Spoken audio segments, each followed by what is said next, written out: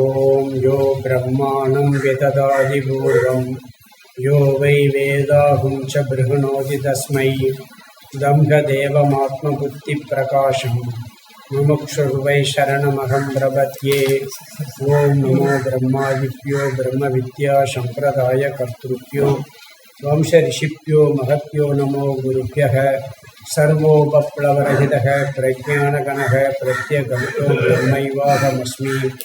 ஓம் பிரம்மானந்தம் பரமசுகதம் கேவலம் ஞானமூர்த்திம் त्वं त्वादीदं गगनसदृशं तत्त्वमस्यादिलक्ष्यम् ஏகம் நித்யம் விமலமஜலம் சர்வதி சாட்சிபூதம் பாவாதீதம் திரிகுணரகிதம் சத்குரும் தம் நமாமி.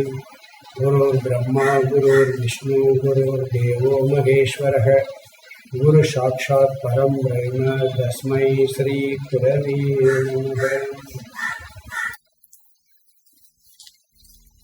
ஓம் சகனாவவது சகனௌ புனக்து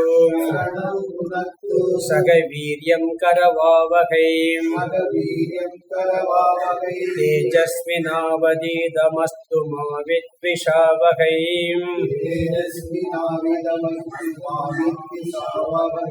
ஓம் சாந்தி சாந்தி சாந்தி.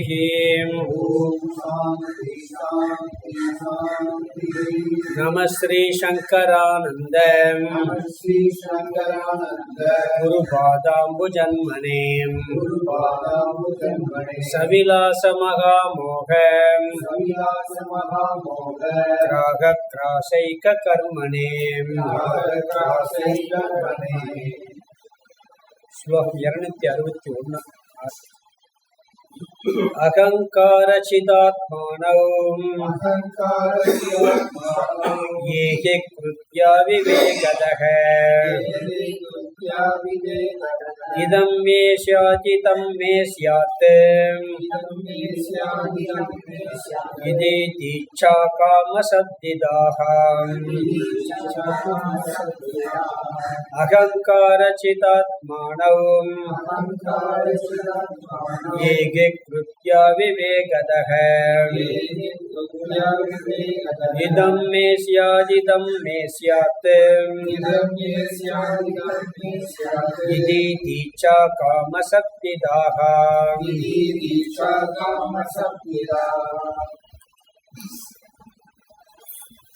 பஞ்சதசி 6வது அத்தியாயம் சித்திர தீப பிரகரணம். இதுல முதல்ல சித்திர உதாரணம், பிறகு ஆகாச உதாரணம் மூலமா தத்துவம் விளக்கப்பட்டது. பிறகு ஜீவ விசாரம், ஜீவ விசாரத்தில் உள்ள குழப்பம். பிறகு ஈஸ்வர விசாரத்தில் மட்டும் உள்ள குழப்பம், ஈஸ்வர விஷயத்தில் மட்டும் உள்ள குழப்பம். பிறகு மாயா தத்துவத்தை சொன்னாரு. பிறகு ஈஸ்வர தத்துவம். பிறகு ஈஸ்வர பிரம்ம விஷயத்தில் உள்ள குழப்பம். பிறகு கடைசியா ஈஸ்வர பிரம்மனையும் தனித்தனியா விசாரம் பண்ணார், சேர்ந்து விசாரம் பண்ணார். முதல் ஈஸ்வரனை தனியா சொல்லியாச்சு, இங்க ஈஸ்வரனையும் பிரம்மனையும் சேர்ந்து சொன்னார். பிறகு கடைசியா பார்த்தது பிரம்மன் அத்வைதம் அப்படிங்கிறத முடிச்சு ஜீவன் முக்தி விசாரத்துல ஒன்று பண்ணணும். 256 வரைக்கும் பிரம்ம அத்வைதம், 237 இருந்து அதெல்லாம் பல ஆங்கிள் பார்த்து முடிச்சிட்டோம். கடைசியா பார்த்தது ஜீவன் முக்தி விசாரம். இதுல 257 258 2 ஸ்லோகத்துல பூர்வபக்ஷி ஒரு கேள்வி கேட்டு அதுக்கு பதில் சொல்றது மாதிரி அமையும். அதுக்கு பிறகு ஜீவன் முக்தியை பத்தி இவர் விரிவா விளக்குறார்.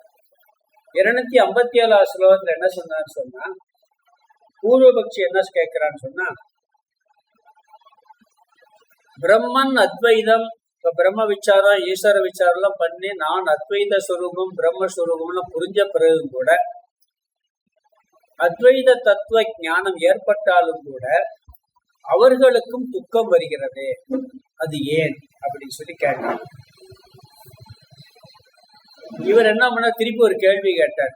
என்ன கேட்டார்னு சொன்னா, புத்திய நிறைய பேர் தீட்டுவாங்க, ஆனா சரியா புரிஞ்சுக்கிற மாட்டாங்க.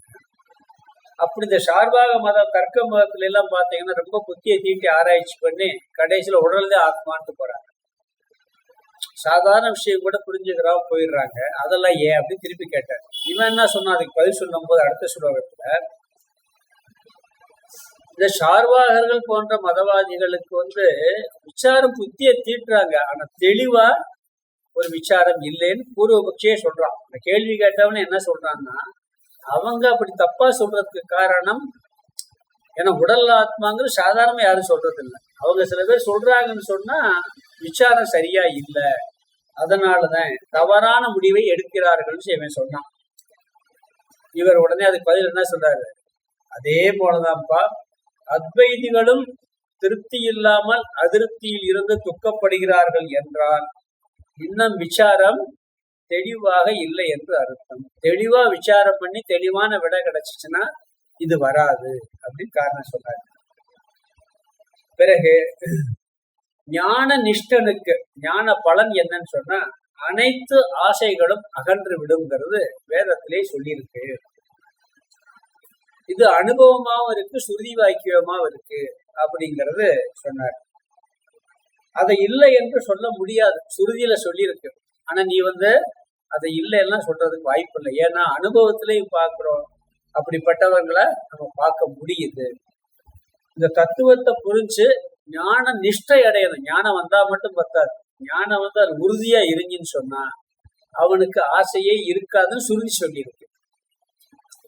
அது எப்படி உலகத்துல வாழ முடிய ஆசையே இல்லாம, அது அடுத்த கேள்வி வரப்போகுது. அனுபவத்திலையும் பாக்குறோம் அப்படிங்கிறத அவர் சொல்றாரு. உடனே அவன் என்ன கேட்கிறான்னு சொன்னா திருப்பி சொல்றாரு, அதாவது எப்பொழுது இதயத்தில் உள்ள எல்லா முடிச்சுக்களும் அவிழ்க்கப்படுகின்றனவோ, அப்படி அவிழ்க்கும் பொழுது இந்த ஆசை என்பது நீங்கிவிடும். இந்த ஆசை என்பது முடிச்சு பந்தம் அப்படிங்கிறார். இந்த ஆசைதான் பந்தம்ங்கிறார், அதுதான் முடிச்சுங்கிறார். பொதுவா நாம எல்லாம் பந்தப்பட்டிருக்கோம், கட்டி போட்டிருக்கு நம்மள. அது எதுக்கு ஆசைதான் கட்டி போட்டிருக்கோம். சுருதியில என்ன சொல்லியிருக்குன்னா எல்லா முடிச்சுகளும் அவிழ்க்கப்படுகிறது எப்ப இந்த ஞானம் வந்துச்சுன்னா. அப்ப என்ன எல்லா ஆசைகளும் நீக்கப்படுகிறதுன்னு சொல்லி இந்த முடிச்சுன்னா கிரந்தின்னு ஒரு வார்த்தை பார்த்தோம். கிரந்திக்கு பேரு முடிச்சுன்னு அர்த்தம். அதுக்கு ஆசைங்கிற ஒரு அர்த்தத்திலையும் வேதத்துல சொல்லியிருக்கு அப்படிங்கிற கருத்து 260 நாம இந்த விஷயத்த பார்த்து முடிச்சோம். அது வேதத்திலே சொல்லியிருக்கு. உபனிஷத் மந்திரம் யதா சர்வே பிரபித்யந்தே ஹிருதய ஏக கிரந்தயக, அதாவது எப்பொழுது மனதின் எல்லா முடிச்சுக்களும் இங்கேயே அவிழ்க்கப்படுகிறதோ அப்படின்னு கேட்டிருக்கு. அப்படிப்பட்டவன் மனிதன் மரணமற்றவன் ஆகின்றான். அவன் எப்படி ஆகிறான், மரணமற்றவன் ஆகிறான்னு சொல்லி கடோபனிஷத்துல 2:3:15 சொல்லியிருக்கு. அப்ப இந்த கிரந்தி முடிச்சு அப்படிங்கிறதுதான் ஆசை அப்படிங்கிற வருத்தத்தை 260 சொன்னார். இப்ப 261 நாம பார்க்கணும். கிரந்தினா முடிச்சுன்னு அர்த்தம். நாம பந்தப்பட்டதுனாலவே ஆசை வருது. பந்தம்னா முடிச்சு கட்டி போட்டிருக்கு, அதுல இருந்து ஆசை வருதுங்கிறாங்க. அப்ப அந்த முடிச்சு பந்தம் அப்படிங்கிறது காரணம், அதுல இருந்து காரியமா ஆசை வருது. சில இடத்துல என்ன சொல்றாருன்னா அந்த ஆசையே முடிச்சுதான் அப்படிங்கிற வார்த்தை சொல்லப்பட்டிருக்கு. முடிச்சுக்கே ஆசைங்கிற பேர் சொல்லப்பட்டிருக்கு. நம்ம ஏற்கனவே பார்த்திருக்கோம் 260.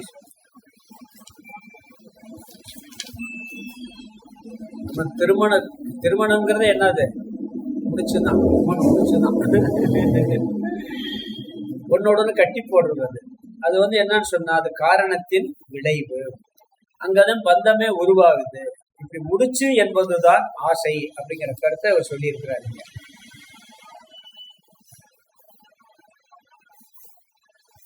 இப்ப அரிசுவ உணவு இருக்கு, அதுல நம்மளுக்கு பிரிய இருக்குன்னு வச்சுக்கங்களேன், அது இல்லாம இருக்க முடியாது. உணவு நமக்கு சாப்பாடு பிரிய இருக்கு, அந்த சாப்பாடு இருந்தாத்தே நம்மளால இருக்க முடியும் அப்படிங்கிற ஒரு பந்து அங்க முடிச்ச போட்டாச்சுன்னு சொன்னா அது இல்லைன்னா என்ன பண்ண முடியாது. அது எப்ப பார்த்தாலும் மனசுல சாப்பிடணும் ஆசை வரும்.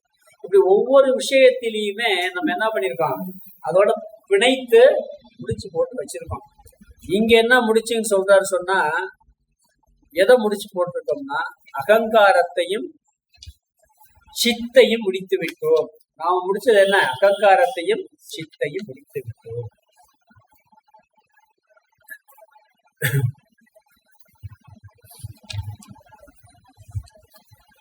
இங்க சொல்ற கருத்து அதுதான். நாம என்ன முடிச்சு போட்டிருக்கோம்? அகங்காரம், சிதாபாசன், சித்தையும் சிதாபாசனையும் ஒன்றோடு ஒன்று கட்டிட்டோம், சேர்த்துட்டோம். சேர்க்கிறதே முடிச்சு. இப்ப முடிச்சுன்னு என்ன அர்த்தம்னா ரெண்டு இருக்கணும். ஒண்ணு இருந்தா முடிச்சு போட முடியாது. இப்ப கையில ரெண்டு கை இருக்கு, தனித்தனியா இருந்தா கட்ட முடியாது. ரெண்டு கை இருக்கும் போது ரெண்டையும் சேர்த்து விலங்கு போடுறோம். அது மாதிரி ரெண்டு சேரும் பொழுதுதான் முடிச்சே வருது. இங்க என்ன முடிச்சு போட்டிருக்கோம்னு சொன்னா, அகங்காரம் சிதாத்மா சைதன்யம் ரெண்டு வேறுபட்ட தத்துவம். சித்து வேற, அகங்காரம்னா சூக்ஷ்ம சரீரம்னு அர்த்தம். அகங்காரம் என்ன? தான் அல்லாததை தான் என்று நினைக்கக்கூடியது அகங்காரம். அதுக்கு சூக்ஷ்ம சரீரத்துக்கு அகங்காரம் ஒரு பேர் இருக்கு. நாம என்ன பண்ணிருக்கோம்? இந்த சூக்ஷ்ம சரீரம் மனசையும், மனசுன்னு பொதுவா வச்சுக்கலாம், மனசையும் அந்த உயிர் தத்துவத்தையும் ஆத்மாவையும் முடிச்சு போட்டோம்னு வச்சுக்கிறேன். உயிர் வேற ஆத்மா வேற புரிஞ்சுக்கிறோம். சிதாபாசனையும் சித்தையும் சேர்த்து வேறுபட்ட இரண்டு தத்துவத்தை நாம் எல்லாம் ஒன்னா சேர்த்து புரிஞ்சுக்கிட்டு இருக்கோம். ஆத்மாவையும் அனாத்மாவையும் பிணைத்து விடுவதுதான் கிரந்தி, முடிச்சு என்று பெயர். அனாத்மான்னு ஒண்ணு இருக்கு, ஆத்மான்னு ஒண்ணு இருக்கு. ரெண்டு என்ன பண்ணிட்டா ஒன்னா சேர்த்து புரிஞ்சுக்கிட்டு இருக்கோம். அதுதான் கிரந்தி, அது முடிச்சு. அதனுடைய விளைவுதான் ஆசை. ஆசை வர காரணம் என்ன? ஆத்மாவுக்கு என்னைக்குமே ஆசை கிடையாது. இந்த உடலும் மனசு இருக்கு பார்த்தீங்களா, இதுதான் ஆசைப்படும். அப்ப நான் ஆசைப்படுறேன்னு சொன்னா உடலும் மனசு ஆசைப்படுது, அதனுடைய தர்மம் அது. ஆனா ஆத்மா ஆசைப்படுறது இல்லை. ஆனா நம்ம என்ன நினைக்கிறோம்? ஆத்மாவா நானா நினைச்சுக்கிட்டே ஆசைப்படுறோம்னு சொன்னா ரெண்டையும் சேர்த்து வச்சு புரிஞ்சதுனால இந்த ஆசை வருது அப்படிங்கிற. அஞ்ஞானத்தினால், அறியாமையினால் ஜடமான ஒன்றையும் சேதனமான ஒன்றையும் சேர்த்து விட்டோம். உண்மையிலே வேறுபட்ட தன்மை சேர்க்க முடியாது. நல்ல எண்ணெயில தேங்காய் எண்ணெயை கலக்கலாம், வேற எந்த எண்ணெய் வேணாலும் தண்ணியை கலக்க முடியாது. ஏன்னா அது வேற வேற தன்மை. ஆனா இங்க என்ன பண்ணிருக்கு? அறிவினால, புத்தினால சேர்த்து, அறியாமையினால சேர்த்து வச்சு ஸ்தூலமா சேர்க்க முடியாது. இதெல்லாம் அறியாமையினாலதான் சேர்க்க முடியும். வேறு ஒரு அரிசியும் கல்லியும் கலக்கிறது மாதிரி கலக்க முடியாது. இங்க இது அப்படி கலந்து புரிஞ்சுக்கிட்டோம். இதனுடைய விளைவுதான் சம்சாரம், சோகம். இந்த 2வது அத்தியாயத்துல பற்றின் விளைவு சோகம்னாரு.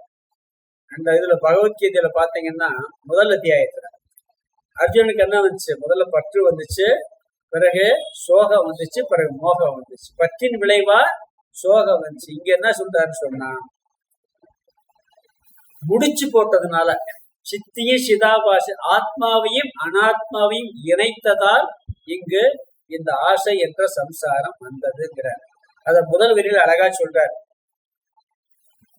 அகங்கார சிதாத்மனவ், அகங்காரம் என்ற தத்துவமும் சிதாத்மாவான சைதன்யம் என்ற சொரூபமும். அகங்காரம் என்ன அர்த்தம்?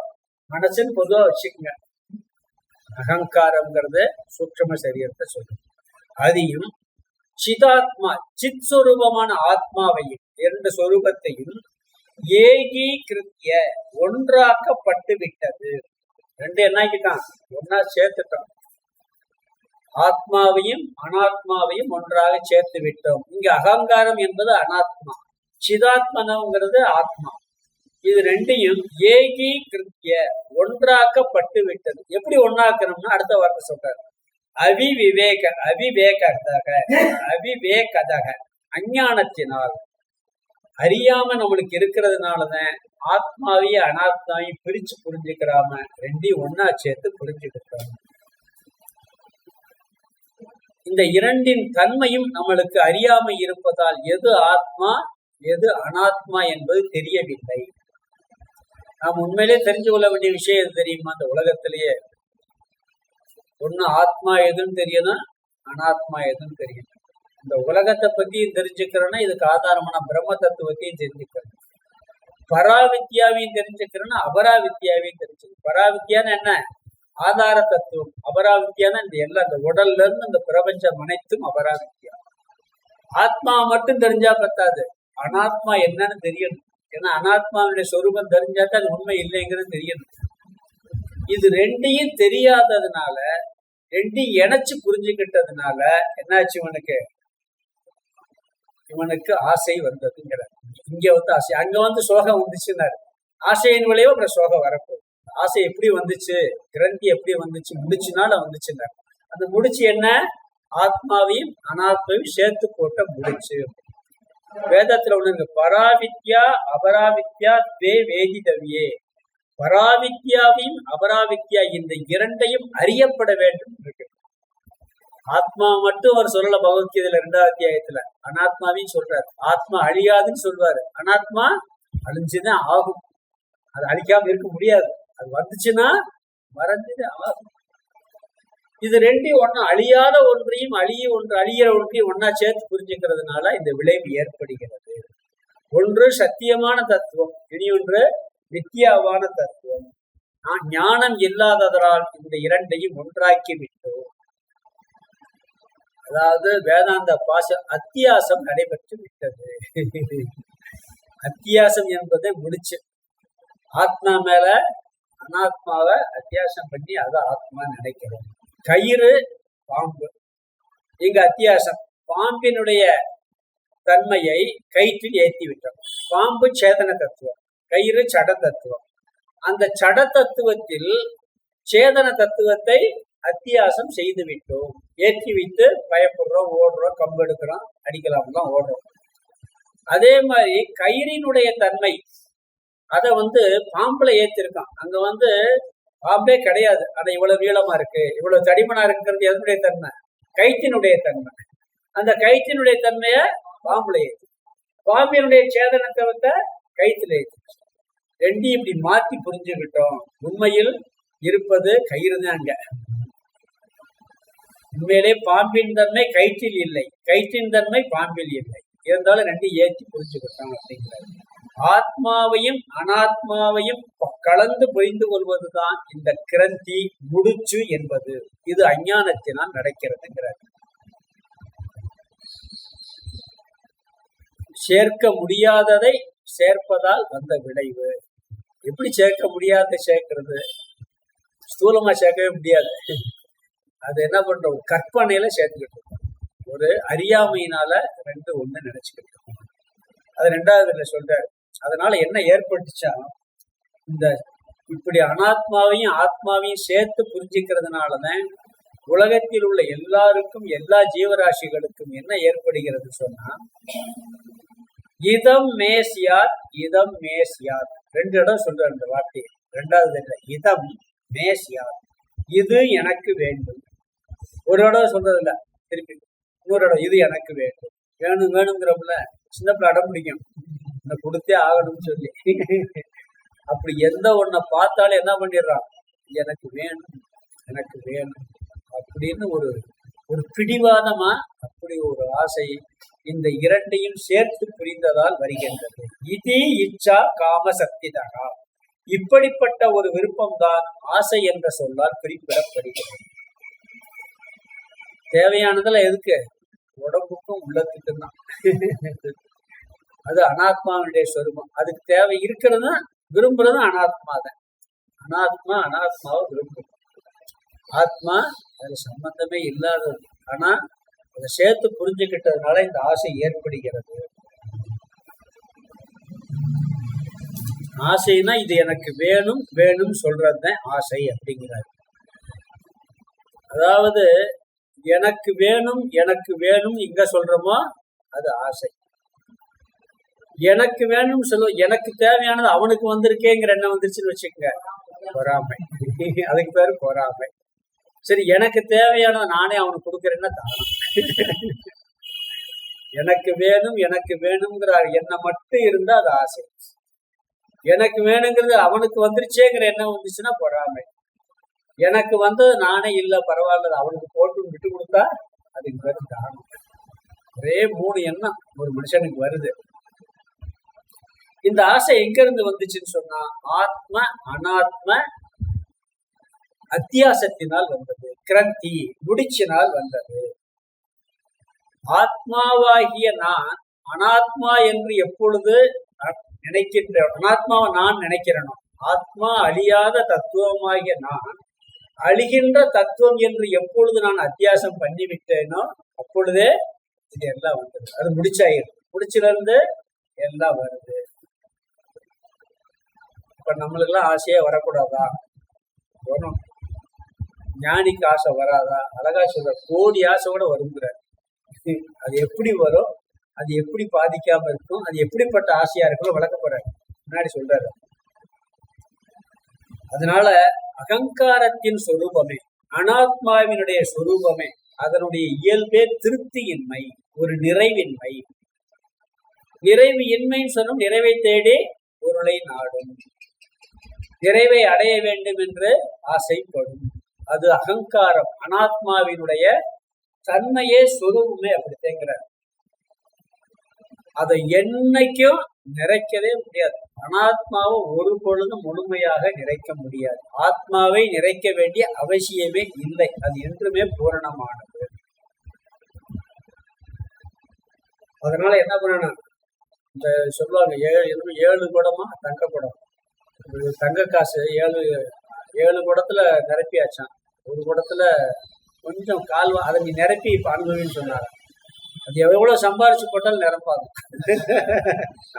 இது இருக்கிறத பயன்படுத்திக்கலாம் நினைக்க வேண்டியான ஆசை எப்படி வரும்னு சொல்லி ஒரு கதை இருக்கு. அதுக்கு தேவதை 7 குடத்தை கொடுத்து 6 குடம் நிறைய இருக்கு, தங்க காசு நிறைய. 7வது குடத்துல காவாசி குறையா இருக்கு. இவன் இதை வச்சுக்கிற வேண்டியான இந்த காலை நிறைச்சிட்டேன்னு ஆசை வந்துச்சு. எதை? அந்த 7வது குடத்தை அவனுக்கு போட்டு போட்டு காசு நிறைய மாட்டேங்கிறான். அது இருக்கிறதோட முடிச்சுக்கிறோங்கிற புத்தி வர்றது இல்லை. இது என்ன? அனாத்மாவினுடைய சுரூபம். அதனால நீ ஆத்மாவையும் அனாத்மாவையும் அறிவினால் பிரித்து வைத்தால் நல்லது. பொதுவா 2 பேர்த்தையும் சேர்த்து வைக்கணும்னு சொல்லுவோம். இங்க சேர்த்து வச்சா ரகலதே வருது. இப்ப பிரிஞ்சிருக்கவங்களை சேர்த்து வைங்கப்பா அப்படி சொல்லுவோமா இல்லைங்களா? ஆனா இங்க என்ன சொன்னா, சேர்த்து வச்சா ரகல. சில நேரங்களில் பிரிச்சு வைக்கிறது நல்லது. ஏதாவது சின்ன குழந்தைங்க 2 குழந்தைங்க சேர்ந்து வச்சுக்கலாம், ஒரு இடத்துக்கு சேர்ந்து போச்சுன்னா சில சந்தோஷம் வச்சு கொஞ்ச நேரத்துக்கு சண்டை வந்துடும்.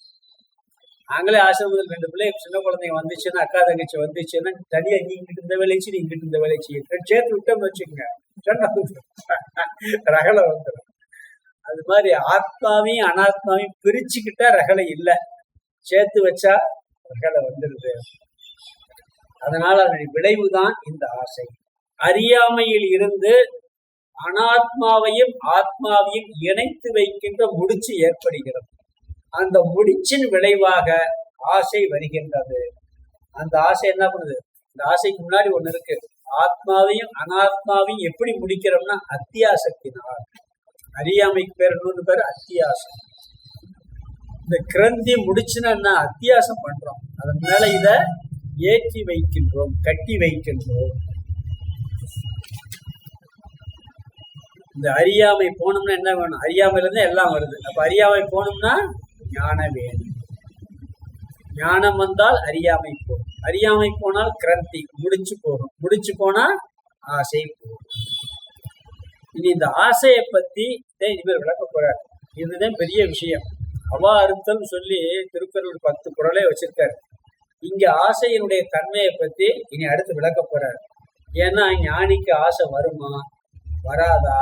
அப்படி வரலைன்னு சொன்னா அவர் எப்படி சாப்பிட கூட ஆசைப்பட்டுத்தானே ஆகணும், பேசுறது கூட ஆசைப்பட்டுத்தான் ஆகணும், உபன்யாசம் பண்றது கூட ஆசைப்பட்டுத்தான் ஆகணும்.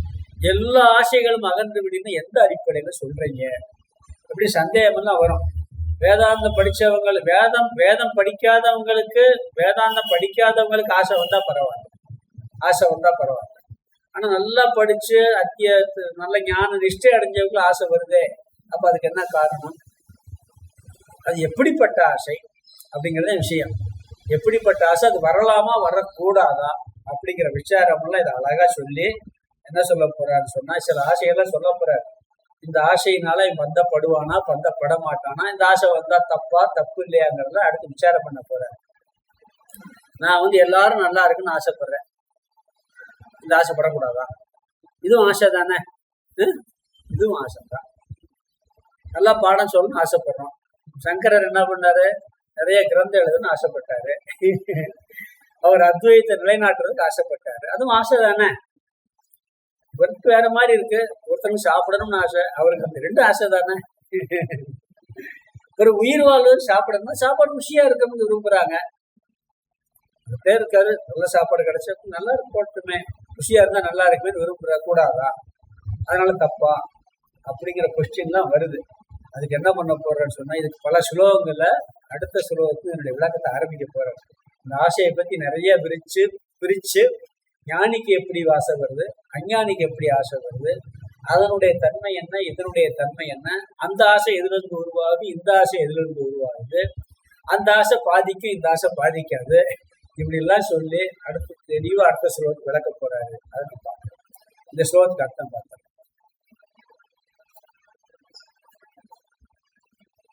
அகங்கார சிதாத்மானவ்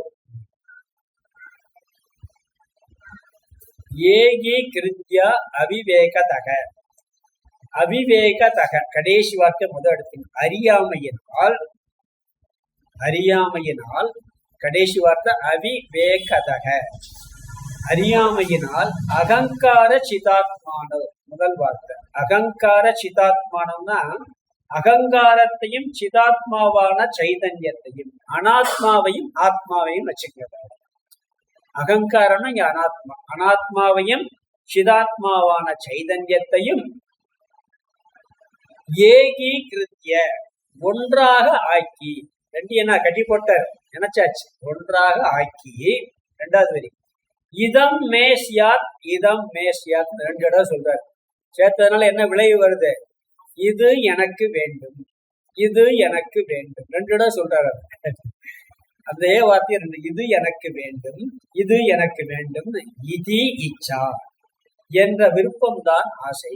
இந்த கட்டி போட்டதுனால எனக்கு அது வேணும் இது வேணும்னு சொல்லி திருப்பி திருப்பி கேட்கிற பார்த்தீங்களா, இதுக்கு பேரு ஆசை. எதுல இருந்து வந்துச்சு? ஆத்மாவையும் அனாத்தையும் கட்டி போட்டதுனால. அந்த கட்டி போட்டது எப்படி வந்துச்சு? அறியாமையில வந்துச்சு. அறியாமை கிரந்தி முடிச்சுல இருந்து ஆசை. இது இச்சா, இது அது காம சக்திதாக. அடுத்த வார்த்தை, இந்த வார்த்தை காமம் என்ற சொல்லால் குறிப்பிடப்படுகிறது, ஆசை என்ற சொல்லால் குறிப்பிடப்படுகிறது. இங்க 3 ஸ்டேட்மெண்ட் கொடுத்திருக்கார். அறியாமையிலிருந்து ஆத்மா அனாத்மாவை சேர்த்து போடுற முடிச்சு கட்டி போடுறான். அதுல இருந்து என்ன வருது? இது வேண்டும் இது வேண்டும்ங்கிற எண்ணம் வருது. அந்த எண்ணம் இச்சை, விருப்பம். அந்த விருப்பத்துக்கு பேர் ஆசைன்னு சொல்லப்படுகிறது. அப்படிங்கிறத முடிச்சுக்கிறாரு. அடுத்த ஸ்லோகத்துல இதை விரிவா விளக்குறாரு. 262 அப்ரவேசிய சிதாத்மானம் பஸ்யன்னகம் கிருதிம் இச்சாஸ்து கோடி வஸ்தூனி ந பாதோ கிரந்தி பேததக. அப்ரவேசிய சிதாத்மானம் ப்ருதக் பஸ்யன்னகம் கிருதிம் இச்சாஸ்து கோடி வஸ்தூனி ந பாதோ கிரந்தி பேததக.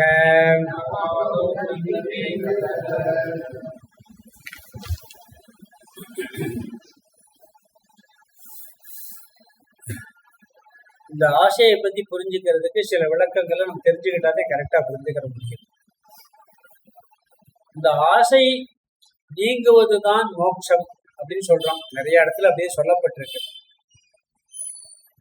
அதுதான் முடிச்ச அவுக்குங்கிறது சொல்லப்பட்டிருக்கு. இந்த முடிச்சின் விளைவாகத்தான் ஆசை வந்தது.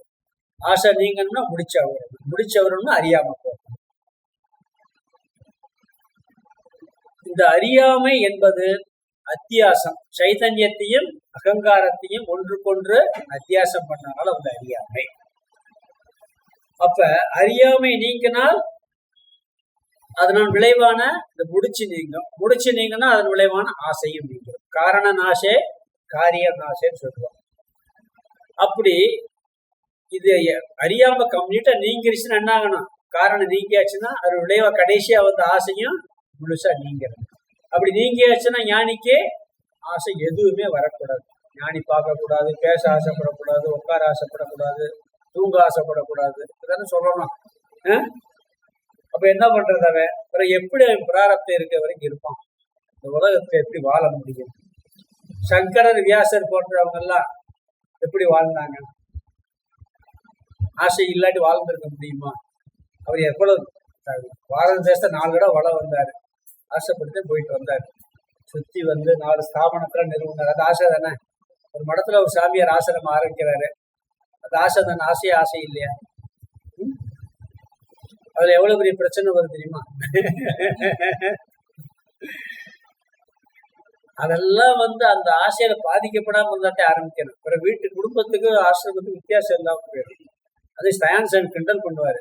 பக்குவம் இல்லாம ஆசிரமம் ஆரம்பிக்கிறதுக்கு சொல்லுவார். ஒருத்தர் ஒரு சாமியார் ஆசிரமம் ஆரம்பிக்கிறாருன்னா அவருக்கு 7 நாடு, அட்டம்பத்தி சனி, ராகு, கேது எல்லாம் சுத்தி இருந்தா ஆசிரமம் ஆரம்பிச்சுறாரு. சாமியை சொன்னது, ஒரு சாமியார் ஆசிரமம் ஆரம்பிக்கிறாருன்னா அவருக்கு அட்டம்பத்தி சனி இருக்கணும், 7 நாடு நடக்கணும், சனி தசையில சனி புத்தி நடக்கணும். இதெல்லாம் நடந்துச்சுன்னு வச்சுக்க, ஒரு ஆசிரமத்தை ஆரம்பிச்சிருவாரு. ஏன்னா வீட்டுல 4 பேரோட பிரச்சனை, அங்க ஏகப்பட்டாரோட பிரச்சனை. விவகாரம் பண்ணணும். நீங்க 4 பேரோட விவகாரம்னா எல்லாரோட விவகாரம் பண்ணணும். அதனால பக்குவம் இல்லாம எங்க இருந்தாலுமே பிரச்சனை. அப்ப அதுவும் ஆசை தானே. ஆசிரமாரம்பிகளோட ஆசை தானே. 4 மடங்களை நிறுவனாரு. எப்படி உயிர் வாழ முடியும்? இது ஆசையா, ஆசை இல்லையா அப்படிங்கிற கேள்வி எல்லாம் வரும். சாப்பிட கூட ஆசைப்படக்கூடாதுன்னா அப்புறம் ஊட்டி விட்டா சாப்பிடுவாருன்னு அப்புறம் முழுங்குறதுக்கு ஆசைப்படணுமே. அது கூட செய்யாம சாமியார் இருக்க முடியும். அதனால என்ன சொல்றாருன்னா, இதுக்கு படிப்படியா கொஞ்சம் முடிவு சொல்றாரு. என்ன சொல்றாருன்னா, ஞானிக்கு கோடி வஸ்துவின் மீது கூட ஆசை வரட்டுமே, தப்பு இல்லையேங்கிறார். ஆப்போசிட்டா சொல்றாரு. ஆசையே கூடாது, ஞானம் ஆசையே போயிடும் சொன்னவர் கோடி பொதுமக்கள் ஆசை வந்துட்டு போட்டுமே, ஜஸ்ட் ஆப்போசிட்டா சொல்றாரு. சொல்ல போறாரு, போக புரியும், உடனே புரியாது அந்த கருத்து. கோடி ஆசை வரட்டும். அது எப்படி? இந்த அறிவால் ஆசை போகும் என்றாரு. இங்க என்ன பண்றாரு? ஆசை வரட்டும், வந்தா வந்துட்டு போட்டுமே அப்படின்னு சொல்றாரு. எப்படி சொல்றாருன்னு சொன்னா, அப்பிரவேசிய சிதாத்மானம் முதல் வரி பார்த்தீங்கன்னா, சித் சுரூபமான ஆத்மாவை, சிதாத்மானம்னா சித் சுரூபமான ஆத்மாவை அப்பிரவேசிய சேர்க்காமல், எதற்குள்? அகம் கிருதிம், நான் என்ற சைதன்யத்தை அகங்காரத்தில் சேர்க்காமல். என்ன சொல்றாரு? ஆசை வரட்டும், கோடி ஆசை வரட்டும், எப்படி இருந்து ஆசை வரட்டும் சொல்றாரு. அவன் எப்படி இருந்தா இந்த ஆசை வந்தா தப்பு இல்லைங்கிறாரு. அங்க முடிச்சு போட்டு ஆசை வந்துச்சு. இங்க என்ன பண்றாரு? முடிச்சு இல்லாம பிரிச்சு ஆத்மாவையும் அனாத்மாவையும் சேர்க்காமல் இருந்தால், அகங்காரத்தை அகம் கிருதிம் நுழைக்காமல் சேர்க்காமல் இருந்தால், பிருதக் பஷ்யன்னு ஆத்மாவுக்கு வேறாக அதை பார்த்தால், அதாவது இது ஆத்மா இது அனாத்மா என்ற விஷயத்தில் தெளிவான புத்தியோடு அவன் இருந்தால், அவன் அந்த ஞானத்தின் நிலை பற்றி இருந்தால், அறிவுபூர்வமாக அதை பிரித்து அறிந்து இருந்தால், அவன் அந்த அறிவை அடைந்து அது நிலை பெற்ற பிறகு அவன் என்ன செய்யலாம்? இச்சந்துஸ்துங்கிறார். ஆசைப்பட்டு கொண்டு, 2வது வரி, இச்சந்துஸ்து ஆசைப்பட்டு கொண்டு, கோடி வஸ்தூனி கோடிக்கணக்கான பொருட்களை ஆசைப்பட்டு கொண்டுங்கிறார். இந்த ஞான தெளிவு ஆயிருச்சு. அவன் ஏதோ ஆசைப்பட்டு போட்டு, எந்த பொருளா இருந்தானே என்ன பொருளா இருந்தானே, ஆனா அது எப்படிப்பட்ட ஆசை, எப்படிப்பட்ட இதுல இருந்து உருவாகுது அடுத்த விளக்கு. இது கடைசி வரைக்கும் போனாதான் கரெக்டா புரிஞ்சுக்கிற முடியும். இந்த ஸ்லோகத்தை ஒரு சும்மா அந்த முதல் இந்த ஸ்லோகத்தை மட்டும் வச்சு புரிஞ்சுக்கிற முடியும். ந பாதக, அதனால் ஒரு பாதிப்பும் இல்லை. அதனால எந்த பாதிப்பும் இல்லை. ஏன்னு சொன்னா, இவனுக்கு ஆசை வந்தது கிரந்தி பேததக, கிரந்தியானது முடிச்சானது நாசமானதால் வந்த ஆசைங்கிற. இவனுக்கு என்ன வந்திருக்கு? இந்த கட்டை அவிழ்த்து விட்டதால் வந்த ஆசை. அதனால இது எத்தனை கோடி பொருள் ஆசை வந்தாலும் அது அவனை ஒன்றும் பாதிப்பதில்லை. ஆத்மாவையும் அனாத்மாவையும் கட்டி போட்டிருந்த முடிச்சு நீக்கப்பட்டதால், அறியாமை நீக்கப்பட்டதால் வந்த ஆசை. இதை புரிஞ்சு கொள்றதுக்கு ஆசை ரெண்டு விதத்துல வரும். ஒண்ணு அத்தியாசத்தினால தோன்ற ஆசை, யாரு அஞ்ஞானிக்கு தோன்ற ஆசை. ஆத்மாவையும் அனாத்மாவையும் சேர்த்து புரிந்தால் வந்த ஆசை. இவருக்கு என்ன ஆசை? அத்தியாசம் நாசம் அடைந்ததால் வந்த ஆசை. ரெண்டு ஆசைதான். அவனுக்கு ரெண்டையும் சேர்த்து புரிஞ்சுக்கிட்டதுனால, அறியாமை இருந்ததுனால ஆசை. இவனுக்கு என்ன? அந்த அறியாமை நீங்கின பிறகு நீங்கினால் வந்த ஆசை. அறியாமை நீங்கின பிறகு ஆசை வரலாமா, தோன்றலாமா அப்படின்னா, அறியாமை நீங்கின பிறகும் ஆசை தோன்றலாம் நிரூபிக்க போற. அது ஏன் வருது அந்த ஆசைங்கிறது காரணம் சொல்ல போற. அடுத்த ஸ்லோகத்தை சொல்வார். ஞானத்திற்கு பிறகு ஏன் ஆசை வந்ததுன்னு அங்க சொல்லுவாருங்க. அப்படி வரக்கூடிய ஆசையை நீ நீக்க வேண்டிய அவசியம். அதுக்காக இவன் அதை அடைஞ்சிட்டு ஆகணும்னா தெரியாம இருக்க மாட்டான். அந்த ஆசையை கட்டாயம் நீக்கணுங்கிறது மனசுல வந்தா வந்துட்டு போது, கிடைச்சா அனுபவிப்பான், இல்லாட்டி விட்டு போயிடுவான். இது அறியாமை நீங்கிய பிறகு வருகின்ற ஆசைகளை நீக்க வேண்டிய அவசியம் இல்லை. காரணம், துயரத்திற்கு காரணம் அத்தியாசத்திலிருந்து அறியாமையிலிருந்து வருகின்ற ஆசையிலிருந்து துயர வருமே ஒழிய ஞானத்திற்கு பிறகு வருகின்ற ஆசையிலும் துயரம் வராது. அதனால அதை அவன் நீக்க வேண்டிய அவசியம் இல்லை. இது இனியொரு யோனத்துல பார்த்தா, பூரணத்துவத்திலிருந்து வருகின்ற ஆசை பாதிக்காது, அபூரணத்திலிருந்து வருகின்ற ஆசை பாதிக்கும். மன நிறைவிலிருந்து வருகின்ற ஆசை அவனை பாதிக்காது, மன நிறைவின்மையிலிருந்து வருகின்ற ஆசை பாதிக்கும். அதாவது ஒரு ராஜாட்ட போய் யாரோ நல்ல செய்தி சொல்றான், ஒரு முக்கியமான செய்தி சொன்னோன்னு அவர் கழுத்துக்கு மாலை தூக்கி அப்படியே கொடுப்பாரு. அவர் அதுவும் ஆசை தான். மனசு நிறைவானவனும் கொடுக்கணுங்கிற ஆசை கொடுக்குறாரு. இதுக்கு இன்னொரு உதாரணம் சொல்லலாம். இப்ப நம்மளுக்கு ஒரு குறை இருக்கு மனசுல, வீட்டுல ஏதோ ஒரு குறை இருக்கு, குழந்தையும் கல்யாணம் ஆகணும் ஒரு குறை இருக்கு. இதுக்காக என்ன பண்றோம்? அந்த குழந்தை கல்யாணம்னு ஆசைப்படுறோம். ஆசைப்பட்டு எங்க போறோம்? கோயிலுக்கு போறோம். திருப்பதி கோயில்ல போய் நீ என் பொண்ணுக்கு கல்யாணத்தை நல்லபடியா முடிச்சு வச்சேன்னா உனக்கு திருமண சேவை செய்யறேன். அங்க ஒரு சேர்க்கை, கல்யாணம் முடிஞ்சா ஒரு திருமண சேவைன்னு ஒரு சிஸ்டர் இருக்கு, செய்யறேன்னு வேண்டுதல் வர்றான். எப்படி போறான்?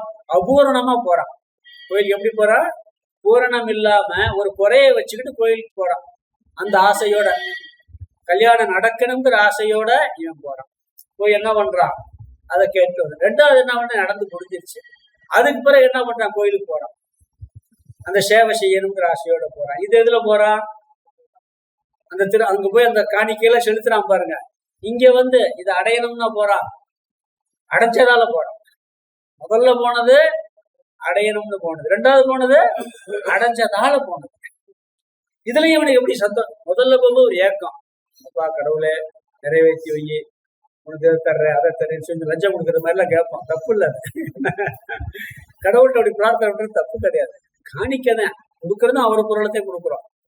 மனசுல ஏதாவது ஒண்ணு கொடுத்து அதை காணிக்கையா கொடுத்தாலே ஒரு நிறைவு வரும். அதுக்காக நம்ம பண்றது. அப்ப முதல்ல போகும்போது வேண்டுதலோட ஒரு ஏக்கத்தோட ஒரு நிறைவின்மையால போய் கடவுளை வேண்டான். அதுவும் வேண்டுதல் தான், அதுவும் கோயிலுக்கு போறது தான், அதுவும் வழிபடுறது தான். ஆனா முடிஞ்சு அந்த நிறைவேறின பிறகு என்ன பண்றான்? முழு திருப்தியோட போறான். நீ கடவுளே நிறைவேற்றி வச்சுட்டு நிம்மதியா இருக்கேன், திருப்தியா இருக்கேன், அதுக்காக நானு இதை செய்கிறேன்னு சொல்லி எந்த ஆசையும் நிறைவேற்றுறான். ரெண்டுமே ஒரே செயல் தான். ஆனா முதல்ல நிறைவின்மையால் போனான், இப்ப நிறைவோடு போறான். அது மாதிரி ஞானி அஞ்ஞானி முதல்ல எந்த காரியம் எதை அனுபவிச்சாலும் அது குறையினால அனுபவிக்கிறது, நிறைவின்மையினால் அனுபவிக்கிறது. இதுக்கு பிறகு இவன் எப்படி பண்றான்? நிறைவினால அப்படிங்கிற. இதெல்லாம் நிறைய விளக்கப்படுற அங்க போனதை முழுசா புரியும். அதாவது ஒரு ஞானி என்ன பண்ணாரா, நல்ல ஞான நிஷ்டை அடைஞ்சாச்சு, இந்த உலகத்துல நம்ம என்ன செய்ய போறோம்? சரி, காட்டுக்கு போய் தவம் பண்ணி காட்டுல போய் பேசாம இருக்கோம், தனியா போயிருக்கோம் போயிட்டாங்க. கொஞ்ச நாள் காட்டுல போய் இருந்திருக்காரு. பிறகு இருந்த பிறகு என்ன பண்ணிருக்காரு? சரி போதும், காட்டுலையும் போதும், திருப்பி நாட்டுக்கு போவோம் அப்படின்னு போய் ஏதாவது சேவை பண்ணலாமே, நம்ம படிச்சதெல்லாம் கூட சில பேர் சொல்லலாமே, ஏதாவது மக்களுக்கு சேவை பண்ணலாமே சொல்லி சேவை பண்ணிட்டு இருக்காரு. உடனே எல்லாரும் என்ன சொல்லியிருக்காங்க? இதுக்கு அந்த காட்டுல இருக்க முடியல. என்ன அதனாலதான் ஓடியாத்தார். சும்மா சேவை வேலை கிடையாது, இவருக்கு தனியா இருக்க முடியல. முடியாததுனால ஓடியாட்டாரு அப்படின்னு சொல்லி சொல்லி கேட்டு சொல்லியிருக்காங்க. ஆமாப்பா அப்படித்தான்ப்பா வச்சுக்கையே அப்படின்னு அதையும் அதை கண்டுக்கிறல. சரி அது அப்படின்னு சொல்லி விட்டாரா. சரிதான் நீ சொல்ற மாதிரியே நினைச்சுக்கிட்டேன். ஒரு சிஷ்ய மட்டும் கூட கேட்டேன், இல்ல நீங்க அப்படி நினைச்சு வந்துக்க மாட்டீங்க, உண்மையான காரணத்தை சொல்லுங்க அப்படின்னு சொன்னார். அது சொன்னார் அவரு, நான் இந்த உலகத்துல வாழும்போது வைராக்கியம் தேவை இருந்துச்சு. வைராக்கியத்தினால இந்த உலகத்தில் இருக்கக்கூடிய அந்த ஆசைப்படுற பொருளை வெறுத்தேன். அது மேல ஒரு வெறுப்பை உண்டாக்கி, இந்த உலக பொருள்கள் மேல ஒரு வெறுப்பை உண்டாக்கி வைராக்கியத்தை வளர்த்து, அதுக்கு பிறகு நான் ஞானத்தை அடைஞ்சேன். அந்த வெறுப்பை உண்டாக்குறதுக்கு எனக்கு பயன்பட்டது எது? இந்த உலகம் தான், இந்த ஊரு தான். இந்த நாட்டுல இருக்கும் பொழுது அப்படி ஒரு வெறுப்பை வளர்த்து பிறகு என்ன பண்ணேன், அந்த ஞானத்தை கடைஞ்சிட்டேன். நல்லா எனக்கு இந்த உலகம் அடி உதையெல்லாம் கொடுத்து அடின்னு அடிச்சு இந்த உலக சுகமே இப்படித்தானே அடியெல்லாம் கொடுத்து பிறகு அதுல இருந்து ஒரு வைராக்கியம் வந்து பிறகு ஞானத்தை அடைச்சிட்டு நாட்டுக்கு போனேன். பிறகு அங்க இருந்தேன். சரி நம்மளுக்கு இவ்வளவு உதவி பண்ணிச்சு இந்த உலகம், இப்படி நல்ல அடியெல்லாம் குடிச்சு அம்மா அப்பா நம்மளை அடிச்சு நல்லா திருத்தினாங்கல்ல சின்ன வயசுல. வாத்தியார் சொல்வாராம் பொதுவா, நீங்க அடிக்கலைன்னா நான் நல்லா படிச்சிருக்க மாட்டேன். முதல் சொல்ல மாட்டான், இப்படி ஒரு கொடுமையான வாத்தியார் இருப்பாரான்னு நினைப்பான். அதுக்கப்புறம் என்ன பண்ணுவான், அடி உதையெல்லாம் கொடுத்து நம்மளை இப்படி நல்ல பண்பா திருத்தி வைராக்கியத்தெல்லாம் கொடுத்து ஞானத்தை கொடுத்த உலகத்துக்கு எதுக்கு சும்மா இருந்துச்சு, ஏதாவது செய்யுமேன்னு ஆசை வந்துச்சு. அதனால வந்து பண்ண சிஷ்யன்ட்ட சொன்னாராம், நன்றி உணர்வோடு இந்த உலகத்தை வெறுத்து போனேன் முதல்ல. அது பிறகு மதிப்பும் மரியாதையும் வந்துருச்சு. ஏன்னா இது இப்படி பண்ணதுனால எனக்கு இந்த ஞானம் கிடைச்சிச்சுன்னு, அதனால மதிப்பு மரியாதையும் வந்து நன்றி உணர்விற்காக இந்த செயலை நான் செய்கின்றேன்னு சொன்னாராம். அதுவும் ஆசை தானே. ஆனா இந்த ஆசைக்கு அந்த ஆசைக்கு வித்தியாசம் இருக்கா இல்லையா, அதை சொல்றாரு அவர். அதனால என்னால உலகத்திலும் வாழ முடியும், உலகம் இல்லாமலும் வாழ முடியும். ஒரு ஞானி வந்து எல்லாரு கூடயும் நல்லா பழகி சந்தோஷமா இருப்பான். ஒருத்தர் இல்லாம தனியாம அவனால இருக்க முடியும். இருந்தாலும் ஒண்ணுதான், இல்லாட்டாலும் ஒண்ணுதான். அப்படி அவனால் இருக்க முடியும். சொன்னால ஏற்கனவே நிறைய தடவை சொல்லி, கப்பல்ல ஒரு சாமியார் தங்க கமண்டல் எல்லாம் வச்சுக்கிட்டு போன போது என்ன பண்ணாரு, இதெல்லாம் சும்மா வச்சுக்கிட்டு தூக்கி போட்டாரு அவரு. ஆனா ஒருத்தர் பையன் தூக்கி போட முடியல, கடலுக்குள்ள தூக்கி போட்டாரு அவர் எல்லாத்தையும். அவருக்கு ஒண்ணுமே இல்லை, இருந்தாலும் ஒண்ணுதான், இல்லாட்டாலும் ஒண்ணுதான். அந்த மனநிலை இருந்தா நீ எப்படிப்பட்டதாலும் ஆசைப்பட சொல்ல போறாருங்க. அதனால என்ன சொல்றாருன்னு சொன்னா, இப்படிப்பட்ட மனம் உள்ள ஞானியை வேற யாராலும் புரிஞ்சுக்க முடியாது. அவர் என்ன பண்றாரு எது பண்றாருங்கிறத பற்றிக்கிட்டெல்லாம் நீ முடிவு செய்யாது, அவர் மனசுக்குத்தே தெரியுங்கிறார். அதனால ஞானிக்கு வரக்கூடிய ஆசை எதை நிமித்தமாக வருகிறது பார்க்கணும். அஞ்ஞானிக்கு வர்ற ஆசை அத்தியாசத்தினாலும் அறியாமையினாலும் வருகின்ற ஆசை. இவருக்கு ஞானத்தினால் நிறைவினால் வருகின்ற ஆசை.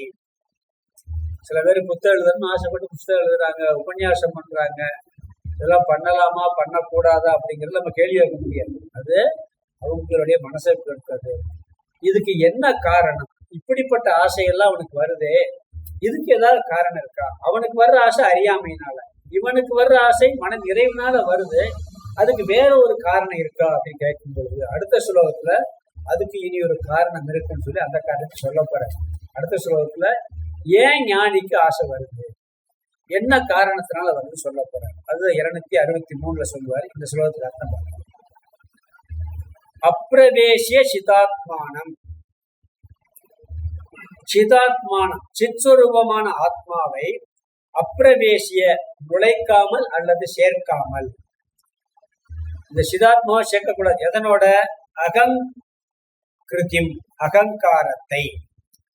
சித்ஸ்வரூபமான ஆத்மாவையும் அகங்காரத்தையும் சேர்க்காமல் விருதக் பஷ்யன்னு வேறாக பார்த்து கொண்டு, ஆத்மாவிற்கு வேறாக அகங்காரத்தை பார்த்து கொண்டு, அதாவது அப்பிரவேசிய சிதாத்மானம்னா சித்ஸ்வரூபமான ஆத்மாவை சேர்க்காமல் அகங்கிருத்திம் விருதக் பஷ்யன்னு அகங்காரத்தை இந்த சிதாத்மாவிற்கு வேறாக பார்த்து கொண்டு.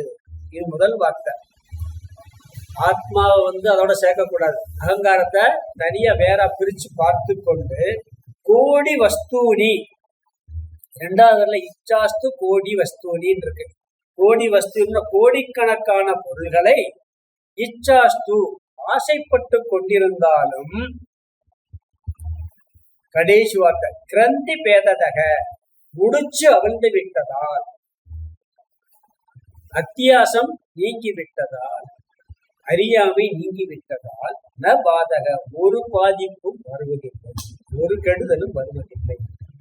இங்கு சித்தையும் சிதாபாசனையும் வேறாக பிரித்து அறியும் ஞானம் வந்துவிட்டால், ரெண்டையும் வேறு வேற பிரிச்சு வந்துவிட்டா அதுக்கு பேர் தான் அத்தியாசம் நீங்குதல், முடிச்சு அவிழ்தல்ங்கிறது அதுதான்.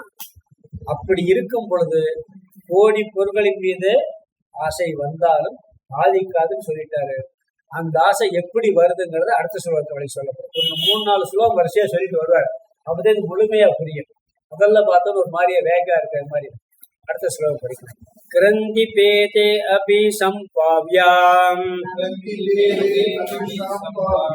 இச்சா பிராரப்த தோஷதக உத்வாபி பாப பாகுல்யாத் அசந்தோஷோ யதா தவ கிரந்தி பேதே அபி சம்பாவ்யாம் இச்சா பிராரப்த தோஷதக உத்வாபி பாப பாகுல்யாத் அசந்தோஷோ யதா தவ.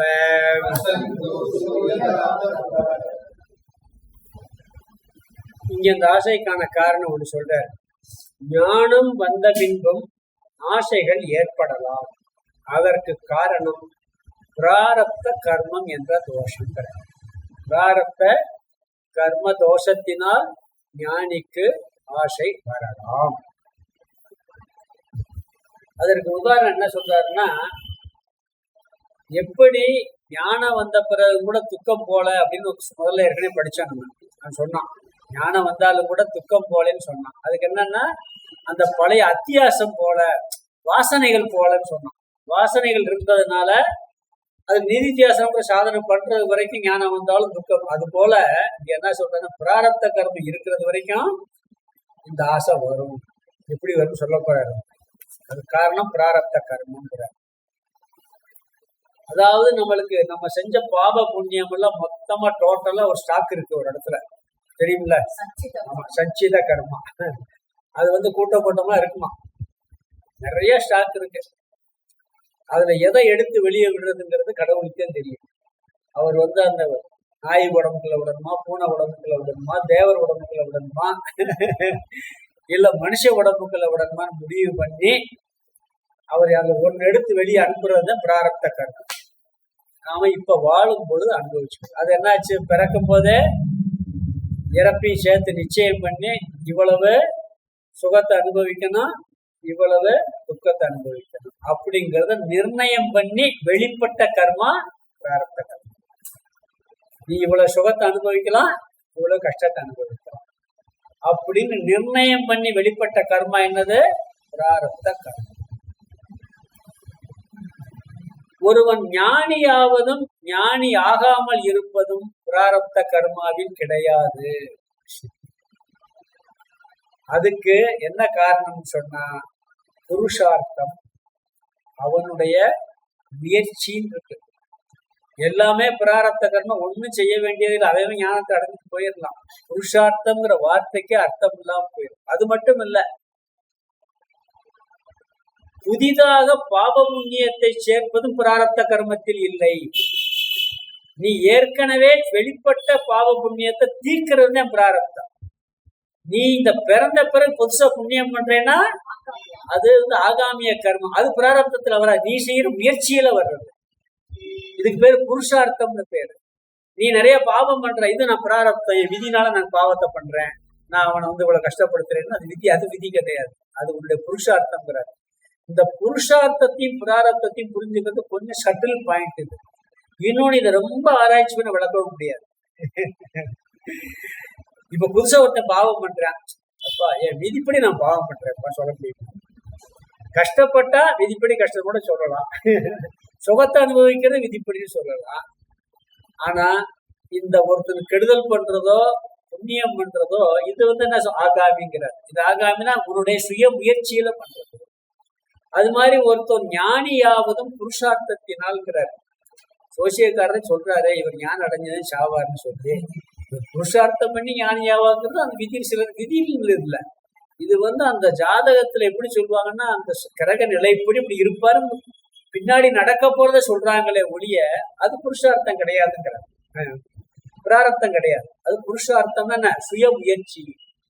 ஒருவன் ஞானத்தை அடைவதும் ஞானத்தை அடையாமல் இருப்பதும் முயற்சியினால் தான் வருமே ஒழிய புராரத்த கர்மத்தில் நிர்ணயிக்கப்படுவது அல்ல அப்படிங்கிறாங்க. அதனாலதானே புதுசா பாவ புண்ணியம் சேர்க்கிறான். சரி, புதுசா பாவ புண்ணியம் செய்யலைன்னா அப்புறம் எப்படி மொத்தமா சேரும், அடுத்த பிறகு எப்படி ஏற்படும்? அதை கழிச்சிட்டான்னு அப்படி முடிஞ்சு போயிடணுமா இல்லையா? அது புருஷார்த்தம். அதே மாதிரி ஞானம் அடைவதும் புருஷார்த்தம்ங்கிறார். அப்படி இந்த இது இல்லைன்னு சொன்னா, புருஷார்த்தம் இல்லைன்னு சொன்னா என்ன தெரியுங்களா, எல்லாருக்கும் வந்துடும். அது பாட்டுக்கு ஆட்டோமேட்டிக்கா எல்லாரும் ஒரே மாதிரி திருப்பி பிறக்கிறதுக்கு வழி இல்லாம போயிருக்கு. அதனால என்ன சொல்றாரு சொன்னா, இந்த பிராரப்தத்தை அனுபவிக்கும் போதே புதுசா அது என்ன பண்றான், பாவத்தையும் செய்யறான் புண்ணியத்தையும் செய்யறான், அறியாமையிலே இருக்கான் ஞானத்துக்கு போறான். இது அவனுடைய முயற்சி, சாய்ஸ்ங்கிறாரு. இப்படி சேர்த்தது ஆகாமியை சேர்த்து என்ன செய்ய, கடைசியில அந்த கூட்டத்துல போய் சேர்ந்துடும். சேர்த்துட்டே வச்சிருக்கோம் நாமளா நிறைய பாவ புண்ணியம் சேர்த்து கூட்டப்பட்டமா வச்சிருக்கோம், அவங்க வெளியே வந்துருச்சு. இப்ப சேர்றது திருப்பி அதை போய் சேர்த்துக்கிறோம். இப்படி வைக்கிறது அது. அது போல இந்த மோட்சமும் புருஷார்த்தத்தினால் முடிவு செய்யப்படுமே ஒழிய பிராரப்தத்தினால் கிடையாது. ஆனால் ஞானி மோட்சத்தை அடைய இந்த பிராரப்தத்தை பயன்படுத்துவான். பிராரப்தம் பயன்படுத்துவான். இந்த ஜென்மம் எடுத்ததே பிராரப்தத்தினால தானே. இந்த ஜென்மம் எடுத்ததுனால தான் மோட்சத்துக்கு முயற்சி பண்றான். அப்ப பிராரப்தத்தை பயன்படுத்தித்தான் மோட்சத்தை அடைகிறான். ஆனால் என்னுடைய முயற்சி அங்கே தேவைப்படுகிறது. பிறகு முயற்சி பண்ணி ஞானத்தை அடைஞ்சாச்சு, மோட்சத்தை அடைஞ்சாச்சு. அதுக்கு பிறகு பிராரப்தம் இருக்குமானா இருக்கும். இந்த உடல் இருக்கும். மோட்சம் அந்த பிராரப்தத்தை நீக்காது. அதனாலதான் என்ன பண்றான், மோட்சத்துக்கு பிறகும் இந்த உடல்ல ஜீவன் முக்தி அடைஞ்சு இங்க இருக்காங்கிறார். பிராரப்தம் இருக்கிறது வரைக்கும் இந்த சரீரத்துல அது சுகதுக்கத்தை கொடுத்துக்கிட்டே இருக்கு. இந்த சுகதுக்கத்தை அனுபவிக்கிறது தான் இவன் சரீரத்துல இருக்கான். அவன் வசமின்றி அந்த சரீரத்துல அவனுக்கு அபிமானம் இருக்கும். மோட்சம் அடைஞ்சாலும் அபிமானம் இல்லைன்னு வச்சுக்க, பசியே தெரியாது. பிறகு நோய் வந்தா தெரியாது. ஞானிகளுக்கு நோய் வந்தா எனக்கு இந்த நோய் இருக்குன்னு தெரியுதா இல்லையா, அந்த வலி தெரியுதா இல்லையா, ஆனா வலி அவங்க பொருள்படுத்துற விதம் வேற. அந்த கஷ்டத்தை பொருள்படுத்துற விதம் ஞானத்துக்கு முன்னாடி வேற, ஞானத்துக்கு பின்னாடி வேற. ஆனா கஷ்டம்ங்கிறது எல்லாருக்கும் வந்துடும். அது ஞானியா இருந்தாலும் வரும், அஞ்ஞானியா இருந்தாலும் வரும். ஏன்னா பிராரப்தம். நீங்க பாருங்க, யாரா இருக்கட்டும், எப்படிப்பட்ட மனிதனா இருக்கட்டும், மனிதனா பிறந்தாச்சுனாலே பாதி கஷ்டம் பாதி சுகம். இந்த பாதி சுகங்கிறது ஞானி அனுபவிச்சிருப்பான். இந்த பாதி கஷ்டத்தை அஞ்ஞானி துக்கமா அனுபவிப்பான். இவன் என்ன ஒண்ணுன்னா துக்கம் அனுபவிப்பான்.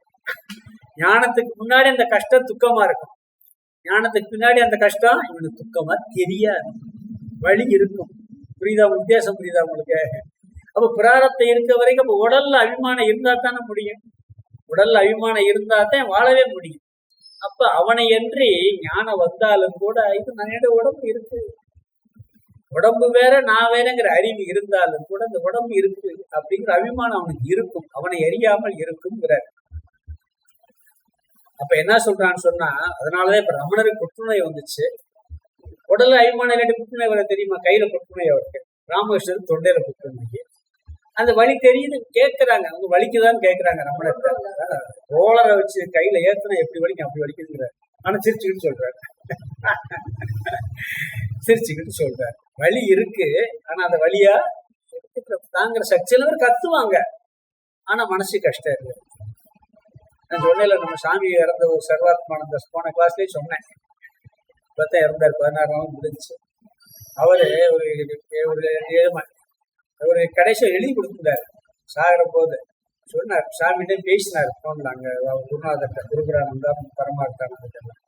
எனக்கு உடம்புல ரொம்ப கஷ்டம் இருக்கு. ஆனா எனக்கு நான் இப்ப சாகிறதுக்கும் தயார், வாழ்றதுக்கும் தயார். எப்படி இருந்தாலும் நான் ஏத்துக்கிறேன். ஆனா கஷ்டம் இருக்கு, வேதனை இருக்கு. ஆனா அதை நான் பெருசா எடுத்துக்கிறேன். நான் இப்ப ரெடியா இருக்கேன். காப்பாத்தி உடல் உயிரோட வாழ்தா சரி, ஓகே.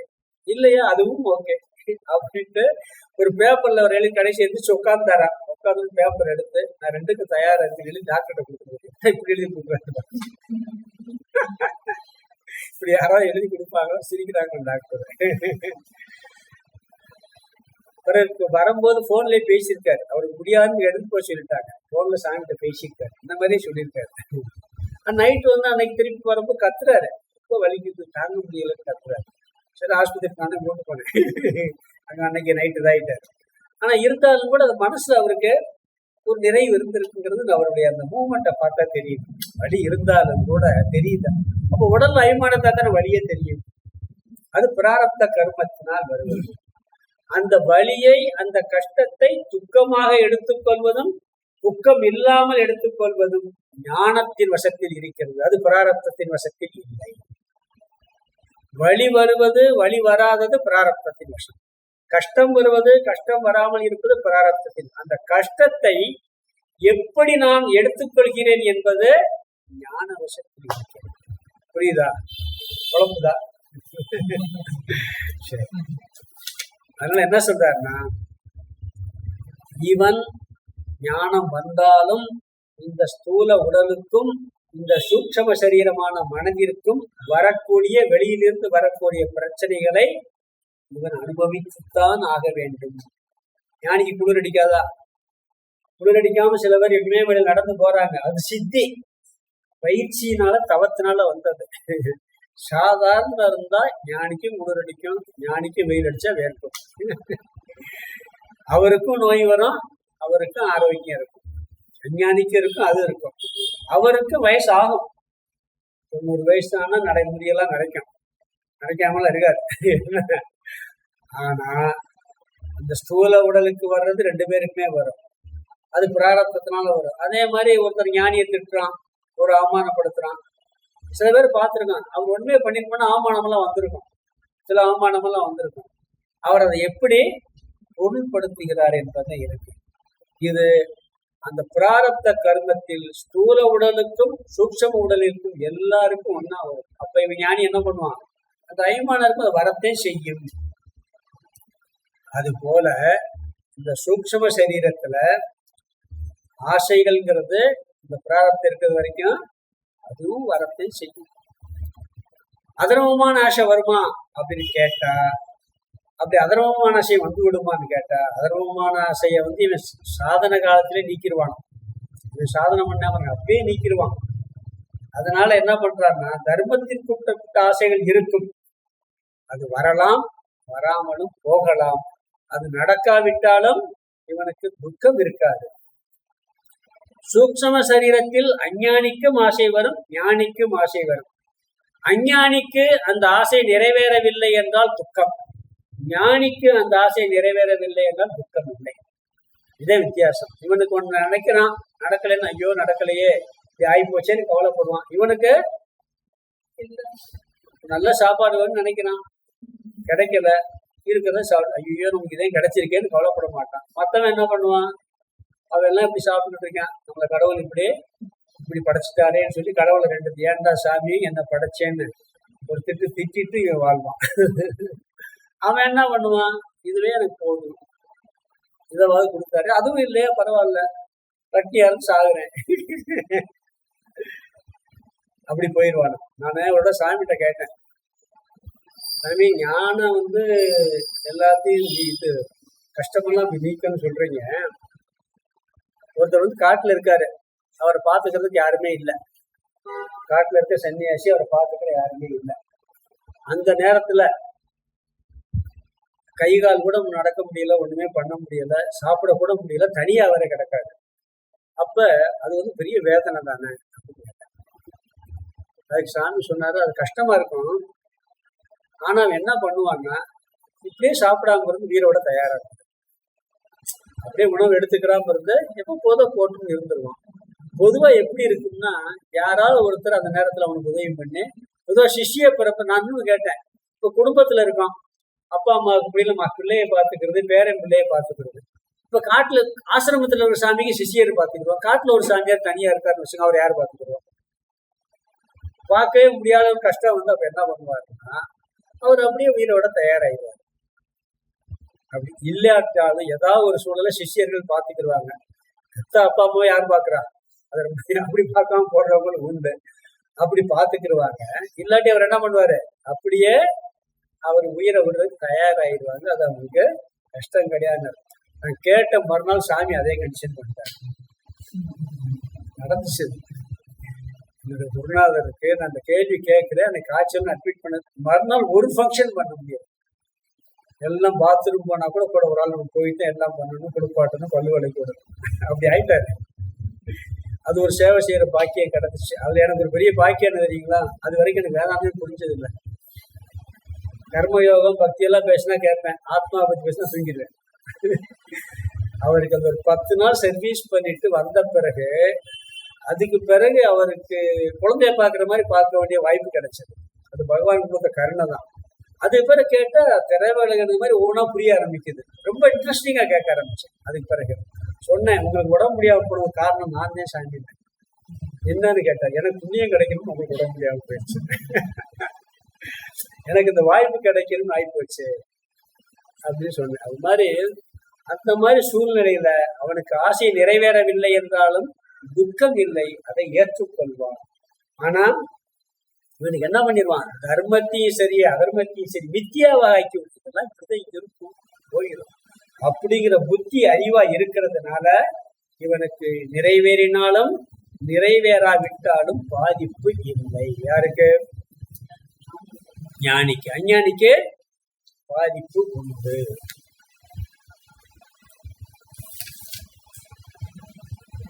இதெல்லாம் பிராரப்த கர்மத்தினாலதான். பிராரப்த கர்மம் இருந்துச்சுன்னு சொல்லும் பொழுது அது ஏன் அதை நேரடி அனுபவத்துல பாக்குறான்னு தான் பார்க்கலாம்.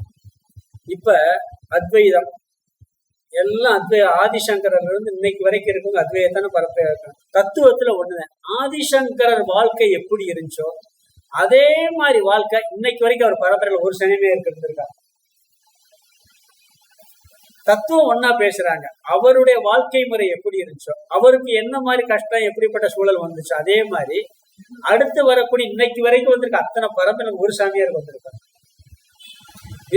ராமகிருஷ்ணருடைய வாழ்க்கை மாதிரி விவேகானந்தர் வாழ்க்கை கிடையாது, அவருடைய சிஷ்யர் தான். விவேகானந்தர் எப்படி வாழ்ந்தாரு, என்ன சிஸ்டத்துல இருந்தாரு, அவர் என்ன மாதிரி எல்லாம் பண்ணினாரு, அவருடைய வாழ்க்கை முறை எப்படி இருந்துச்சோ அதே மாதிரி ஒரு ஆள் இன்னைக்கு வரைக்கும் இருக்காங்க. சொன்ன கருத்து எல்லாம் ஒண்ணு போல போய்கிட்டு இருக்கு. தத்துவம் எல்லாம் ஒண்ணுதான். வாழ்க்கை முறை காரணம் பிராரப்தம் வேற. அவர் பிராரப்தம் வேற, இவர் பிராரப்தம் வேற. அப்ப பிராரப்தத்துல வர்றது இவர் அனுபவிக்கிறார். இவருக்கு வந்த பிராரப்தம் இவர் அனுபவிக்கிறார். அவர் சிஷ்யருக்கு வந்த பிராரப்தம் அவர் அனுபவிக்கிறார். அதனால வாழ்க்கை முறையே பலவிதமா இருக்கு. என்ன வித்தியாசம்? பிராரப்தத்தினால அவருக்கு வெளிநாட்டுல போய் பிரச்சாரம் பண்ணணும்னு ஆசை இருந்துச்சு, இன்னொருத்தருக்கு அந்த ஆசை இல்லை. இங்க பண்ணலாம்னு ஒருத்தருக்கு ஆசை, அதனால துக்கம் கிடையாது.